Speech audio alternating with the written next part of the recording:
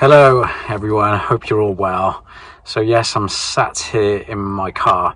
I'm just actually parked outside one of the doctors because our baby daughter Yuliya has gone in for a little bit of a checkup, but everything's okay. It's just because she was a premature baby, she's having a few more checkups and a bit of therapy, but we're really grateful for the healthcare system here as well. So yeah, it's I've pulled up just outside, and I thought, whilst I'm just waiting for Mum to come back with her, is I would explain importing a car to Russia, because quite a lot of you have asked me in the comments how I did it, what it was like, the process, and pretty much everything like that. But before I start, please do your own research. I am no expert in this. This is just my experience of how I imported this car I'm sat in from the UK to obviously Russia, here in Orenburg, where it is now registered all legally on. Everything is done as it should be. But yes, so please do your own research, as rules and regulations change quite often. There's lots of information which I'll explain briefly on the internet if you just do quick Google searches. So yes, please by no means take this information as all correct. Like I said, rules and regulations may change. I will do this video I'll explain two parts. The reason why I decided to import this car from the UK, and then some of the processes obviously and the paperwork of importing the car. I've also done another video on obtaining a Russian driving license, swapping my basically UK license, or not swapping it, kind of getting the Russian license here in Orenburg as well. I'll put all the links in the description, and also if you do want to follow up any questions, please comment, and also join us over in Telegram as well. I can answer probably a little bit better, and other people can jump in on Telegram and answer some of the questions as well. So all the links for that will be in the description as well. So yeah, I'm sat in a Mercedes C250 Estate diesel. I've had this car from new. It is 8 years old, but I really do like this car. It's very practical, especially with a largest family, 5 of us. It's got a really nice boot on there, so you can fit lots of things in there, and it's very, very practical. It's very fuel efficient as well, especially if you're going long distances and kind of cruising on the motorways as well. So it's a very practical car. I know the history of this car as well, so that is always a plus if you're ever buying a second-hand car that maybe was the other option for us here in Russia, or if you can afford it, a new vehicle. But I knew the history of this car. I like this car. I like the way it drives. It's very practical. It's very, very reliable. Over the 8 years, I've had nothing go wrong with it, obviously apart from basic servicing and MOT. So I decided to bring the car for mainly two reasons. The first reason was obviously we needed a vehicle in Russia. We did look at the prices of brand new cars, obviously, kind of the equivalent size and things like that. We also looked at second-hand market, what a very similar car a Mercedes would cost in Russia compared to the value of it in the UK as well.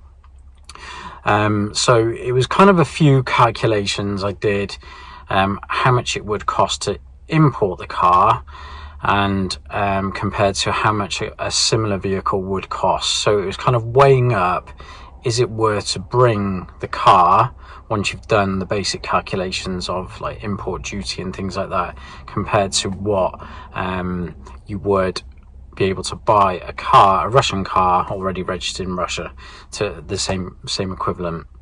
The other reason was I wanted to bring a few items from the UK.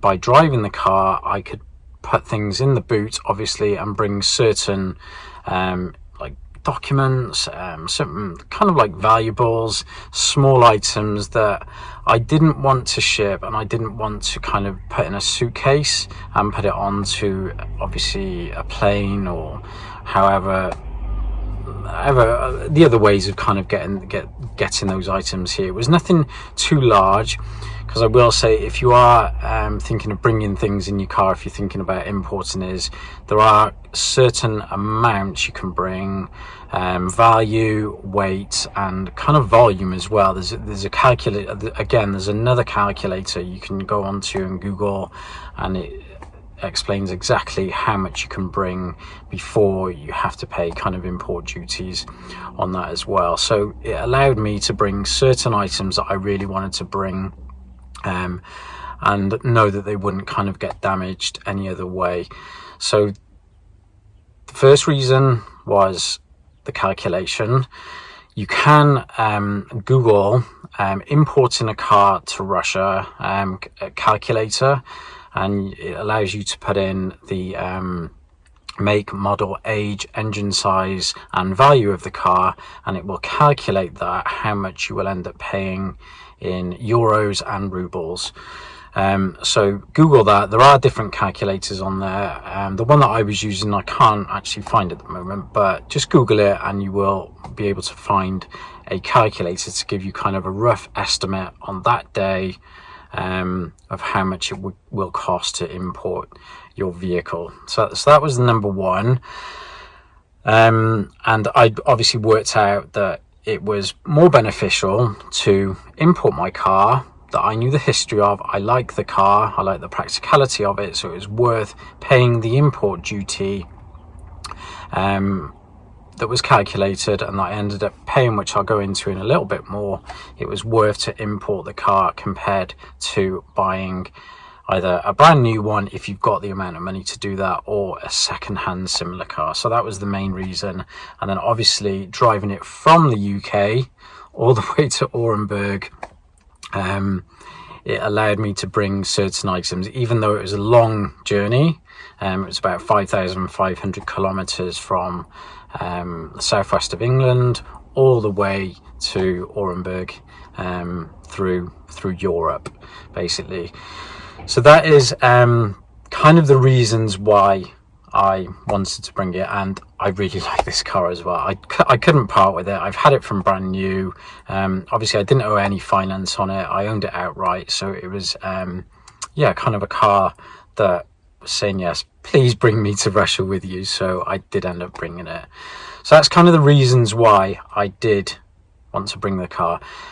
What I'll explain now is some of the processes. So I will start with crossing the border. This was probably the hardest part of, I would say, bringing the car to Russia. Not because there's kind of anything wrong, or you can obviously drive a car from Europe into Russia. It wasn't the distance I had to travel.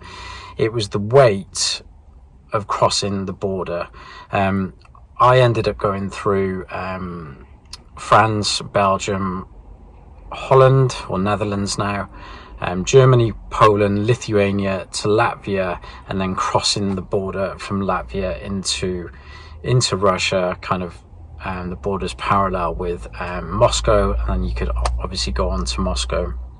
But obviously there's a lot of trucks and people coming in and out of Russia still, and there are quite big queues, because there's a lot of checks that have to be done on the car, especially if it's kind of you've got goods in the car or something like that, or belongings, everything like that. So what I will say is be prepared for quite a way crossing the border. It took us about 48 hours from initially getting in the queue on the Latvian side to then eventually driving off all fine the other side, Russia, and on to Moscow. So be prepared for a long wait.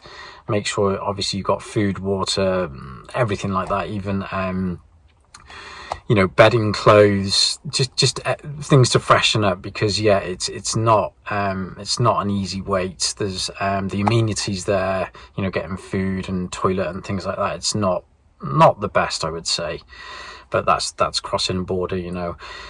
The other thing I will say is make sure you have all your paperwork in order before you come. So the person that is going to either import the car or on a temporary import, depending on what your residency is, your citizenship, or your visa you're on, make sure the documents are all in your name. So that's your registration certificate. In the UK, it's a V5 document. So that's shows that you kind of own the car. Make sure you've got that all up to date, and it's in your name, and it matches correctly with your passport or your visa or everything like that as well. Also, make sure you've got insurance for driving through. You can actually get insurance pre-booked or done before you actually enter into Russia, so make sure you've obviously got those things. The other thing that I was asked for as well was proving the kind of ownership of the car on top of the registration certificate, so the kind of receipt of sale. And obviously so make sure you've got some sort of copy of that, or you can prove that where you paid for the vehicle as well. If not, we had to also do like an eBay search to show the value of the car at the current rate. So you have to kind of search for a similar model car or the exact same car, showing the value of what that car is in euros. And you can do that on like eBay Cars and a few other sites that are kind of in your country as well. So you have to prove the value of the car, because when you cross the border, you declare what the value of that car is. And if you've put less or more, obviously less, you can't then kind of prove that that's the value of the car when you do a Google search of a similar model. And obviously if you've declared more, then you will end up paying kind of more duty on that as well. So make sure you've got that. Also make sure you've got your driving license as well, and an international driving permit as well. If you can get translations of those documents and notified as well into Russian, it will make your life a whole lot easier if you haven't got a Russian speaking person with you. Luckily, I did have Yuliya. She met me at the border and we crossed the border together. So make sure you do have all the documents, and if you can get them translated in a city in your country and notified, it will make your life a whole lot easier as well, because immigration obviously do want to see things in Russian as much as they can, and that includes your driving license as well. Make sure you've got a copy of that all translated. Don't just rely on the international driving permit. I have done a separate video on the driving license, how I obtained that, and a few bits of information around that. All the links will be in the description. So that was kind of the hardest bit, was crossing the border, because the queue is very long as well, because they have to check the vehicle, and they thoroughly do check the vehicle. All your belongings that are inside the car have to come out for them to check that, so you kind of have to put that on the side of where they're checking them. The car is also x-rayed as well, so make sure it's all kind of clean as much as you can, and there's nothing that you don't want that shouldn't kind of be in there. You don't want I'm not saying anything bad, but just make sure it's easy to remove anything from the vehicle, because you literally have to empty everything, all the glove compartments, anything that's in the car, the boots, you have to lift the boot up. So make sure it's kind of easy to access and you know where everything is. Also, they will want to know kind of the engine number, the VIN number that matches the vehicle, and the engine number stamp as well. So before you cross the border, make sure you know where that is, and make sure it's accessible, and also make sure it's not corroded so you can't read it. Because on my car, on a Mercedes, it's very difficult to access the engine number. You have to take a plate off underneath, and it's on the side of the engine, and had been a bit of corrosion from over the years. I actually had to get that corrosion off, so the stamp on the engine that matches your registration certificate was visible, and they could see that as well. And then also the VIN number as well on this, it is kind of there's a sticker on the door, but they couldn't accept that. The actual imprinted VIN number is under the seat. You have to pull the carpet up, and it's stamped, engraved on the seat, kind of the chassis underneath the car as well. So a few tips: make sure you know where all of these are, because it will just delay you further. They're busy people down there, it's understandable. You should know where these things are before trying to import a car, or at least temporary import, things like that, because they have to write these numbers on your on the documents when you're importing the car.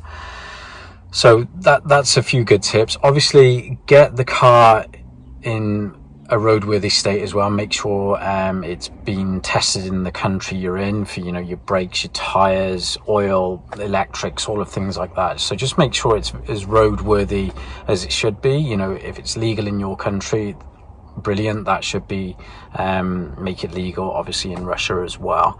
So it's just a few things you can do before you kind of even attempting to import the vehicle. It just makes your life 100 times easier, especially when you're crossing that border. So yes, make sure you got all your documents and you're prepared for a bit of a wait. I imported the car initially on a 12-month temporary import because my visa lasted 12 months.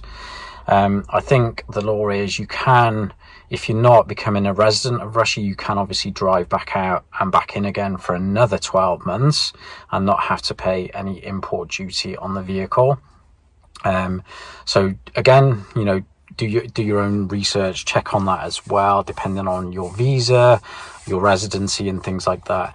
But with myself, as soon as I became a permanent resident, that's when I then had to register the car and pay the import duty on it. Other than that, I would have had to have taken the car out of the country and sold it, say back in the UK or something like that.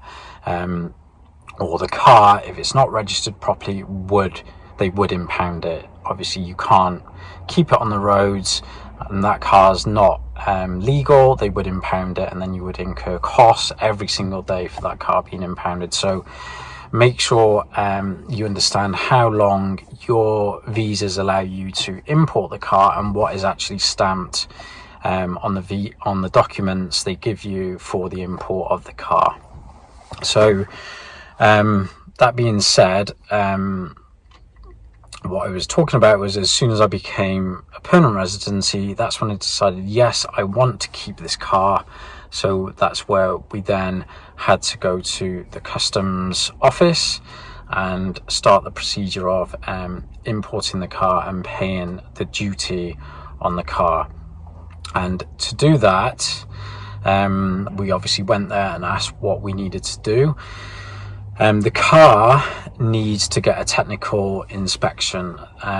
This is done at one of the centres. You can Google it in your region you're importing the car to.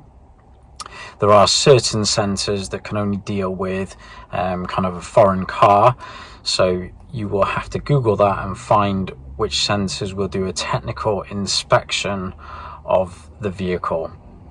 This is then taken there. They kind of do a thorough check of the car. They check pretty much it's kind of roadworthy, but they're checking for obviously if again everything matches up, you know, they're obviously looking at if the car's ever been stolen, things like that, and checking like the engine number, the VIN number, and everything matches up with your documents. Also doing checkups on the electrics of the car, the engine, and if it's in obviously a roadworthy kind of state. I think that cost me about it's about 5,000 rubles in total to get that done. The one thing I did have to do, because it's a right-hand car drive mine, I did have to get the lights changed over so they are pointing like a left-hand car drive does, so it doesn't obviously kind of point into the obviously sight of the other oncoming vehicle. So I did have to pay for the lights to be changed, and that cost me about 30,000 rubles.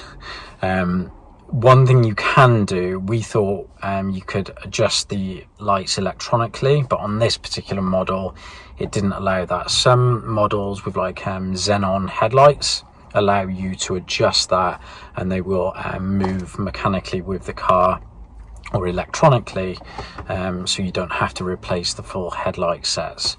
But that's one thing we did have to do, which was yeah, a bit of a cost, unexpected cost that we had to do. But apart from that, everything else was okay with the car. Just getting that certificate done to say it was the technical report was all okay with the car.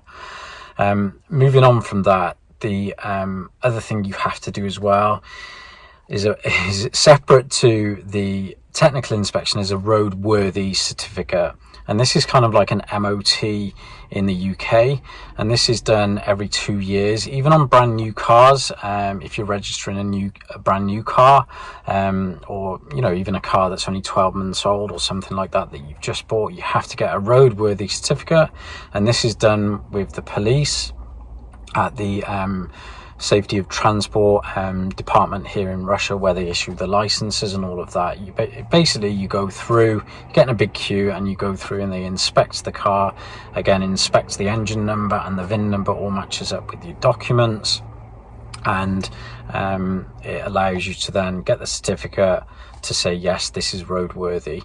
That's different from the technical inspection, which is the first inspection from you bring in an import car. This inspection has to be done, like I said, every 2 years going forward, once you've got your car registered properly in Russia. So they're the two kind of big things you have to do to make sure it is kind of able to be imported, and that the authorities are okay with it, to say yes, this car is legal for the roads in Russia. So two big things there. So once you've got all those certificates, you can then go back to the customs office and present all your documents. Like I said, those two documents, your driving license, passport, and also proof of the value of the car, of a similar car as well, in euros. If anything is in English or another language, you have to get everything translated into Russian, and obviously notified as well, as much as you can at a notary, to say that it's all true of what you are saying. So anything in English, you will have to pay for translations if you can't translate it yourself as well. So all those documents you take to the customs office, where they will then process the application, and on that day they will calculate in euros the exchange rate to the ruble of how much you are going to pay for the vehicle. So this car was just short of 1.1 million rubles, so it's just around about $10,000 to pay the import duty to import the car. And once you've got that, you can then take that to the road safety transport department, where they will then issue you your Russian plates. And again, you have to pay a little bit of a fee. I think that was about 2,000 rubles to get the plates and it registered. They then give you a little kind of laminated card with all the your details, your address, the VIN number of the car, the make, model, all of that in, I think it's in Russian, and I think it's actually in French as well. It's in 2 languages. I don't think that one's in English, but they give you a little laminated card, which then you have to take with you all the time when you're traveling in your car, so it shows you own the car with your insurance and driving license. So that in a nutshell is kind of the whole process and some of the documents you need when importing a car. It's not easy, I will say. It took us about, I think, 2 months to do all of that. By the time we'd found a place that will do the technical inspection, I have to drive it there and things like that. So would I do it again? I like this car, it's been practical.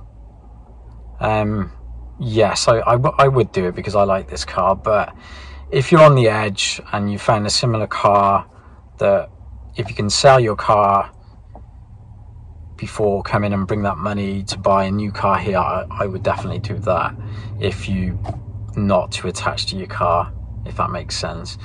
But kind of the other reason is European badge cars or some kind of Japanese or American badge cars are very difficult to get hold of in Russia now.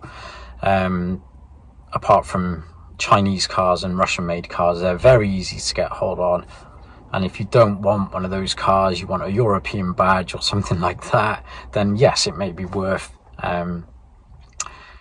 going through the process of importing it.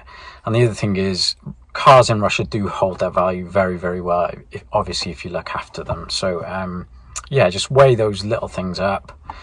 It's not easy, but it could be worth it if you like the car, and it could possibly hold its price as well.